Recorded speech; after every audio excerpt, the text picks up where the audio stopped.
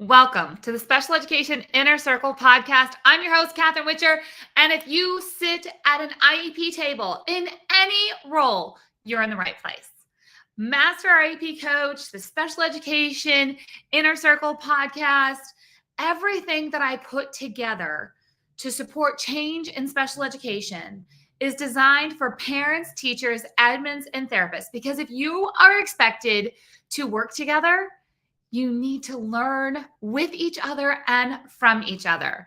So for me, the school year feels like it started today. Today, we had a back to school meet and greet for my stepson. He's going to a new school. So, just lots of information. And it's always interesting to me to be on the family side of things, to really experience, kind of this. He's a new student in a new school, and there's just a lot of questions, a lot of things going on. And it just really reminds me of all of the parents that are struggling with the details and all of the teachers who are struggling with the details of a new school year. There's so many things that are moving around in different directions. So if you are feeling the chaos of back to school, just know you are not alone. So here on the Special Education Inner Circle podcast, this year, I've been really thinking about and praying about, like, what do I want to bring to everyone who's here listening? And what kind of conversations should we be having? And I'm going to start bringing you more behind the scenes of what is happening when I am working with parents, teachers, admins, and therapists behind the scenes. Some of those private conversations, the things that we are troubleshooting, and giving you some quick wins that you can bring to your IEP team or even just to your day in your role in special education. So I'm also going to share with you some things that just personally really connect with me, some things that I'm reading behind the scenes or things that I'm doing behind the scenes. And it's important to just kind of just bring those to you so you know where I'm coming from when I talk about change in special education and what is possible. I've been doing this for almost 30 years, and I've seen a lot of ups and downs in education. I've been a part of a lot of struggles through special education because, let's just face it, most people don't call me when things are going well.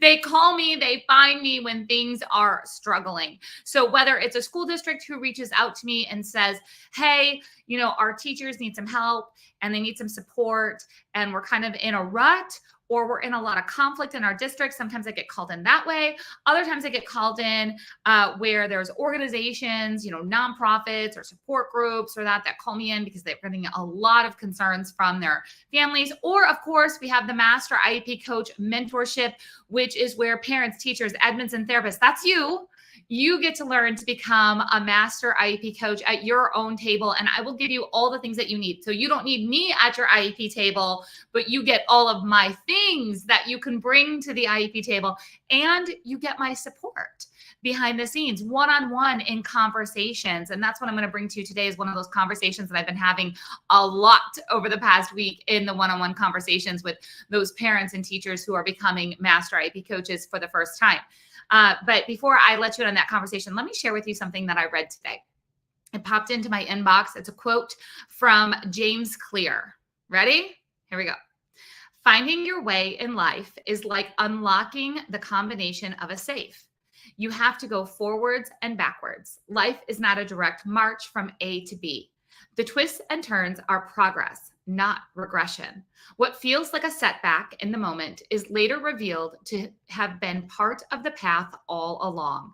Each move was necessary to get to your end goal. I love that so much because we want things to go so smoothly, right? We want things to just be from point A to point B. We want things to just always be moving forward. But sometimes in life, in special education, in the IEP process, we've got some twists and turns. And that doesn't mean that things have gone wrong. It doesn't, in a way that we can't, write our path. It doesn't mean that it's not part of the journey. We don't get things from point A to point B in special education or in life. So just keep that in mind, okay? So here's one of the conversations that's been happening behind the scenes. I have a lot of parents who are concerned about home to school communication or school to home communication on that daily or weekly basis. It becomes a big conversation that oftentimes it's filled with tension because the parents want more communication or they want different communication, and teachers are busy and they want to communicate. But right, you know the situation. I don't have to go through all those details. You know what the situation is. So I want to give you two strategies that I have shared that are already being implemented with schools that have they're back in session and they've switched some things up with these two strategies. So the first strategy is, if you are doing weekly communication, like a big weekly, here's the update of how the week went. So as a teacher, if you're sending this home to parents, if that's what your team is sending home to you, that, on Fridays, and sometimes, and I'm not talking about like a whole class update. I'm talking about like a personal student update once a week. Okay. Sometimes that communication is forgotten, right? Or sometimes there's something in that communication that causes stress. So it goes from school to home on a Friday and it causes stress. So whether it's forgotten or it's stressful information, it really does bring a dark cloud throughout the family's home, like that entire weekend. It's stressful. Or maybe that's going to result in emails that are flying back and forth on a Friday when a teacher should be checked out, but she's checked in because this piece of communication did not go well or didn't happen at all. I'm going to encourage you that if you have weekly communication that is sent home for an individual student, so as a teacher or parents, you can bring this solution to the teacher. And, this is something that you bring as a suggestion. We never say it has to be this way, but it can be a suggestion. I suggest the once a week communication to happen on Wednesdays. Thursdays at the latest. Because if it's forgotten on a Wednesday, you can still send it home on a Thursday. And if something stressful is happening in the update, you can talk about it without it taking the entire weekend. So things like, what's happened over the last week. So from Wednesday to Wednesday, what's happened in speech therapy or occupational therapy, what's going on with, communication or behavior supports, or just what's happening, that weekly update. Now make sure that it's purposeful. Agree between each other. What is the purposeful information that needs to come home on a weekly basis? And again, it doesn't have to happen on Fridays. It can be a Wednesday to Wednesday conversation, which gives us time to adjust in real time to mishaps. Like I said, well, oops, that didn't go home. Okay, we're going to get it. Or, we've got some kind of, troubling news or a struggle to share, and then we don't have to wait till Monday to take care of that. So that's strategy number one, moving weekly communication to midweek and going from, for example, from Wednesday to Wednesday instead of sending it home on Fridays. And again, I'm not talking about the big class update. I'm talking about individual student updates.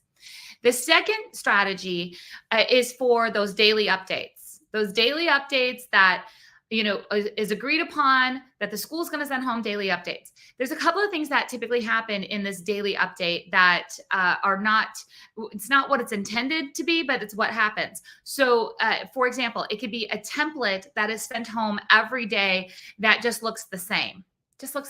Right? So it's like, well, the teacher just, circled some things or check marked some things and it just looks the same. That's a struggle, okay? Because that's not meaningful communication that's coming home from school each day.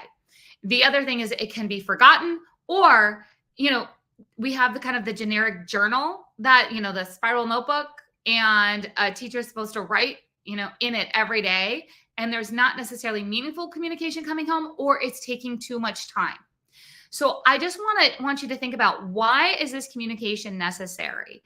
It's because most of the time, it's because a child is not going to go home and share with the parent what they did that day. And the parent wants to have a conversation with the child about their school day, right? They want to know, did you see the speech therapist? Did you have occupational therapy? What book did you read?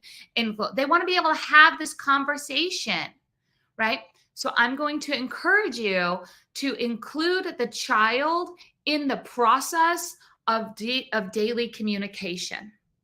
So this is something that I discovered when I was a teacher a long time ago as a strategy that worked really well, because my students struggled to communicate with their families what happened during the school day.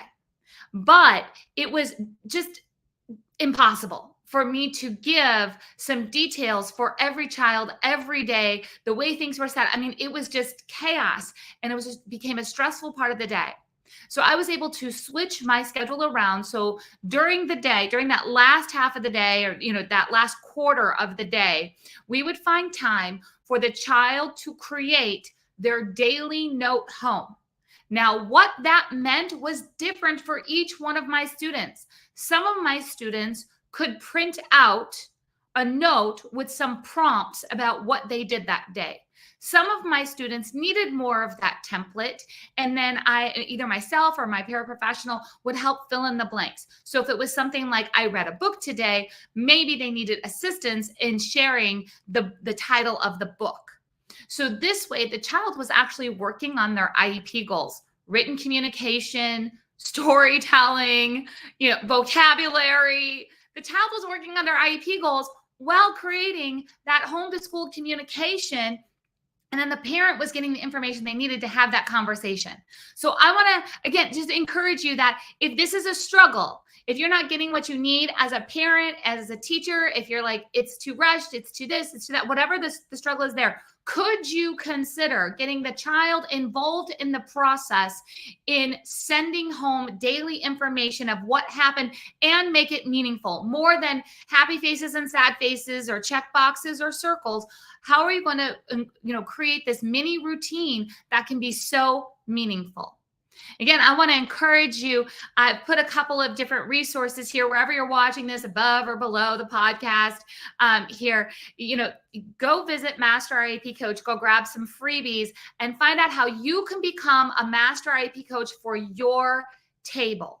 If you have questions about that, every week or just about every week, I'm running a free IEP coaching session to share with you what it looks like to be a Master IEP Coach at your own IEP table, how you can get support. So again, these were parents and teachers who are messaging me one-on-one, and I get back to them within 24 hours. They're like, here's the struggle. And I'm like, here's some ideas for some solutions and some different things.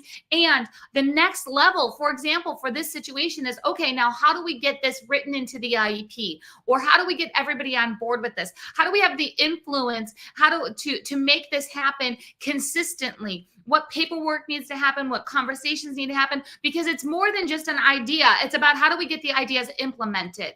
That's the next level. That's what happens inside of the Master IEP Coach mentorship, where you get to become a Master IEP Coach and you get the support that you need to put things like this into practice. So I hope that those 2 tips helped you brainstorm some ideas of how you can really clarify what is expected and what can happen from that school to home communication. And I'll see you guys next time on the Special Education Inner Circle podcast.